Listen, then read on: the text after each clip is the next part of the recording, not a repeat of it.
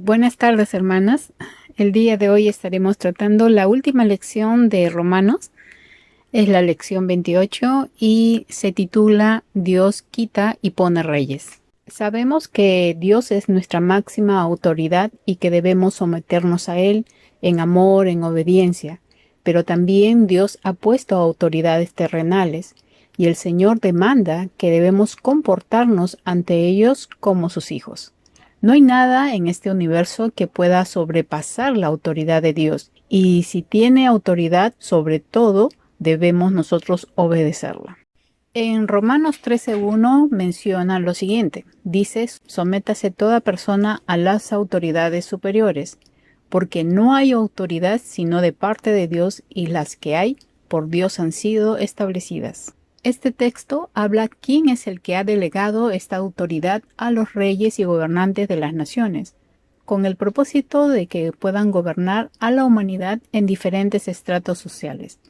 Si bien es cierto hay autoridades delegadas por Dios en la familia, en la iglesia, este pasaje que encontramos en Romanos habla específicamente sobre las autoridades que Dios ha establecido en los gobiernos de las naciones. Las autoridades han sido puestas no solo para respetarlos, sino para que ellos también honren a Dios con su liderazgo en las naciones. Conocemos bastante bien el texto que habla Daniel 2:21, que dice Dios quita y pone reyes. Pablo instruye a Tito sobre este tema, y esto lo encontramos en Tito 3:1-3, y miren lo que le dice. Recuérdales que se sujeten a los gobernantes y autoridades, que obedezcan, que estén dispuestos a toda buena obra, que a nadie difamen. Pablo instruye a Tito a enseñar a la iglesia que siempre debemos estar dispuestos a hacer lo correcto y no hablar mal de nuestras autoridades. Al contrario, debemos velar por ellos en oración. Dios espera que los gobiernos de esa tierra busquen su sabiduría, pero casi no vemos eso en las naciones, ¿no? Pero nosotros como hijos de Dios debemos dar el ejemplo dando testimonio con nuestra vida, siendo luz y sal en medio de nuestra nación. Entendemos a través de este pasaje que las autoridades no infunden temor a los que hacen lo correcto, sino a los que hacen lo malo. Entonces, ¿quieres vivir sin temor a las autoridades? Como dice Romanos 13:3, hagamos lo correcto y ellos te honrarán. Las autoridades han sido puestas por Dios, pero han sido puestas para el bien de uno. Pero si uno hace lo malo, de hecho que uno mismo va a tener temor de las autoridades, porque Dios les ha delegado una autoridad para castigar al malo. ¿Cómo lo hacen? A través de las leyes que se establecen en cada gobierno. Por eso es muy importante que toda autoridad sepa que nosotros, los hijos de Dios, los que hemos consagrado nuestra vida a nuestro Rey y que estamos bajo su gobierno, somos diferentes a los que son rebeldes, los que son atrevidos, descorteses, desleales, irreverentes, porque nosotros obedecemos las leyes que Dios ha establecido en su palabra. Estamos bajo su gobierno. El cristiano se someterá por causa del Señor. Aunque no estemos de acuerdo de muchas cosas, lo que tenemos que hacer es orar por nuestras autoridades, como el pasaje mismo nos enseña a hacerlo. En Romanos 13:6 también nos enseña que debemos pagar nuestros impuestos, porque los funcionarios del gobierno necesitan cobrar su sueldo, dice el pasaje. Ellos sirven a Dios con lo que hacen. En este punto nosotros podemos recordar a nuestro Señor Jesucristo, que fue nuestro ejemplo, y Él no evadió su responsabilidad como ciudadano. Su ejemplo debe ser motivación continua para todos los que hemos nacido de nuevo, ya que reflejamos a Jesús en todo lo que hacemos. Y es así como lo vieron todos los que vivieron cerca de Jesús. Él mismo dijo, dad al César lo que es del César y a Dios lo que es de Dios. Y esto lo encontramos en Mateo 22:21. Lo que el Señor estaba enseñando específicamente es que si nosotros cumplimos las leyes del gobierno en cuanto al tributo, también estamos honrando a Dios, porque te estás sometiendo a tus autoridades que han sido puestas por Dios. Otro ejemplo que vemos en Jesús se registra en Juan 19:10-11. Nosotros sabemos que Dios permitió que Pilato tuviera autoridad sobre Cristo. El Señor así lo permitió. Y aunque Jesús fue acusado de desobediencia, de no dar tributo al César, aunque esto solamente eran acusaciones, eh, él padeció haciendo el bien sin amenazar a nadie. Y esto lo podemos ver en Lucas 23:2. En Romanos 13, del 6 a 10, nos enseña que el cristiano no debe tener deudas innecesarias. Vamos a leer el versículo 6 en adelante, dice, pues por esto pagáis también los tributos, porque son servidores de Dios que atienden continuamente a esto mismo. Pagad a todo lo que debéis, al que tributo, tributo, al que impuesto, impuesto, al que respeto, respeto, al que honra, honra. No debáis a nadie nada, sino el amaros unos a otros, porque el que ama al prójimo ha cumplido la ley. Entonces, si nosotros como cristianos tenemos deudas, esto mancha el testimonio del creyente ante las autoridades. Por ejemplo, si nosotros estamos debiendo nuestros tributos, ¿no? Los impuestos, estamos siendo de mal ejemplo a los municipios.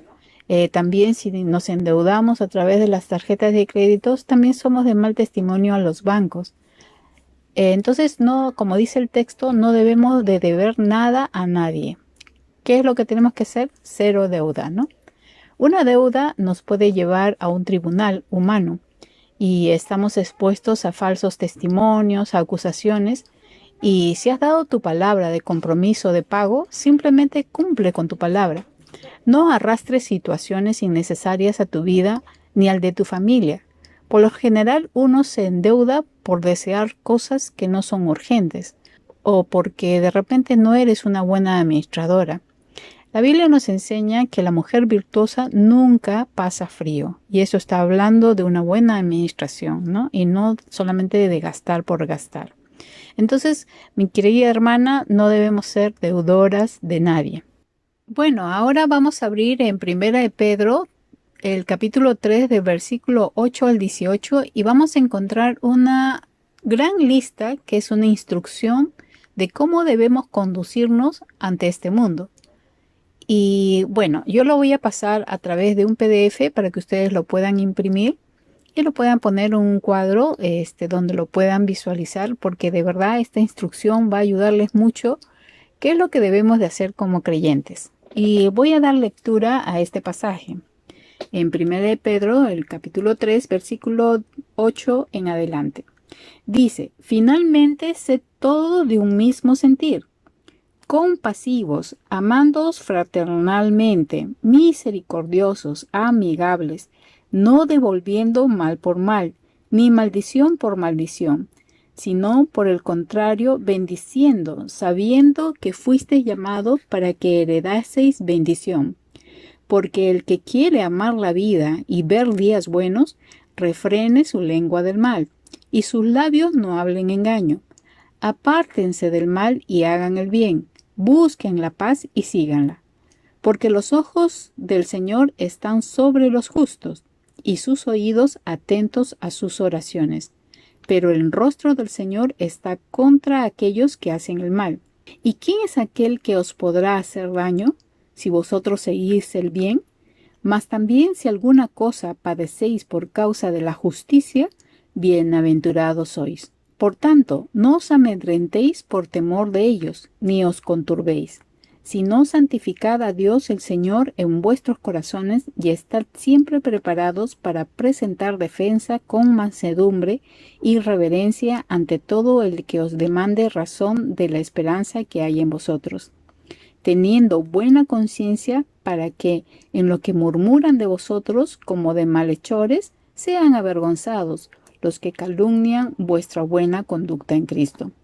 Porque mejor es que padezcáis haciendo el bien, si la voluntad de Dios así lo quiere, que haciendo el mal.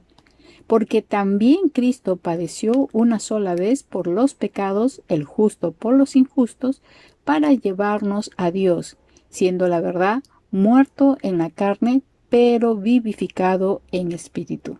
Qué hermosa lista, ¿verdad? Entonces voy a hacer esta lista y se las voy a pasar a ustedes y esto les va a ayudar muchísimo. Es un pasaje que A mí muchas veces el Señor me hacía recordar qué es lo que tengo que hacer aquí en la vida. Y bueno, la palabra está llena de consejos para que sepamos cómo conducirnos en nuestra vida diaria.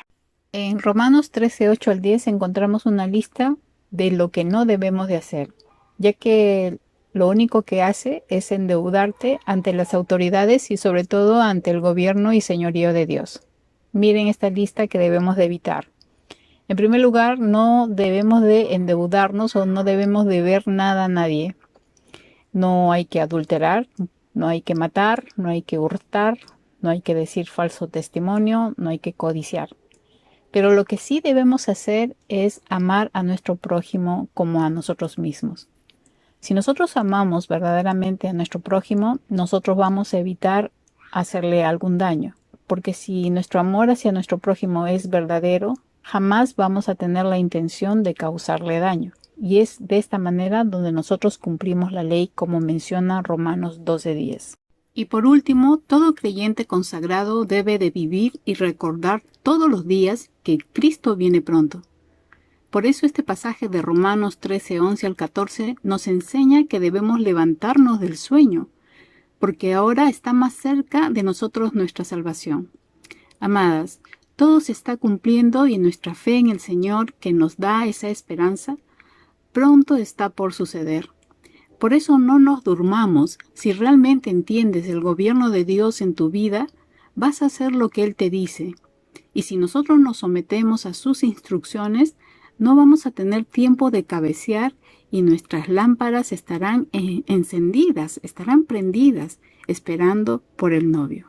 Y en Romanos 13, 12, 13 está hablando de cómo debemos estar preparándonos. Dice el texto, la noche está avanzada y se acerca el día, dice, ¿no? Desechemos pues las obras de las tinieblas y vistámonos las armas de la luz. Andemos como de día, honestamente, no en glotonerías y borracheras, no en lujurias lascivias, no en contiendas y envidia. Cuando menciona andemos, está hablando del testimonio que debemos de reflejar. Pero ¿en qué contexto? En el contexto justamente se refiere a un cristiano que es consciente que Cristo viene pronto. El que espera la venida de su Señor desea desechar las obras de las tinieblas de su vida. Todos los días nosotros vamos a revisar nuestra vida, en qué le hemos fallado al Señor y vamos a clamar a Dios para que el Señor obre en esa área de nuestra vida. Y también identificamos todo tipo de tinieblas y las descartamos de nuestra vida, pero siempre en oración, pidiendo perdón. El único que nos puede cambiar es el Señor. Él puede transformar nuestra vida a través de su palabra. Y dejémoslos, ¿no? Porque tenemos que andar como si fuera de día, ¿no? Porque ya la noche ha avanzado y tenemos que ser conscientes que el Señor viene pronto. Y en el versículo 14 dice lo siguiente, sino vestíos del Señor Jesucristo y no proveáis para los deseos de la carne. Vestirse del Señor no es una tarea fácil, hermanas, pero si esperas con ansias el retorno del Señor, los deseos carnales no van a ser efectivos en ti, porque tu esperanza es mayor y realmente el poder esperar que el Señor venga lo llena todo y esa vestidura del Señor estará puesta en ti, lista para irnos con Él. En Gálatas 5:24 dice, pero los que son de Cristo han crucificado ¿qué? La carne con sus pasiones y deseos. Entonces, si vivimos por el Espíritu, también debemos andar por el Espíritu. Este es el último estudio de Romanos, pero muy pronto estaremos reuniéndonos a través del Zoom, a través del ministerio Isha, que ya después les explicaré. Y aquí aprenderemos cómo vivir bajo el gobierno de Dios. Ya te estaremos comunicando. Gracias por este tiempo que ha sido de bendición para mi vida y confío que para ti también. Jesús viene pronto por su novia. Entonces tenemos que estar listas, amadas hermanas. Que el Señor te bendiga y que realmente tu vida pueda fructificar delante de Él. Bendiciones.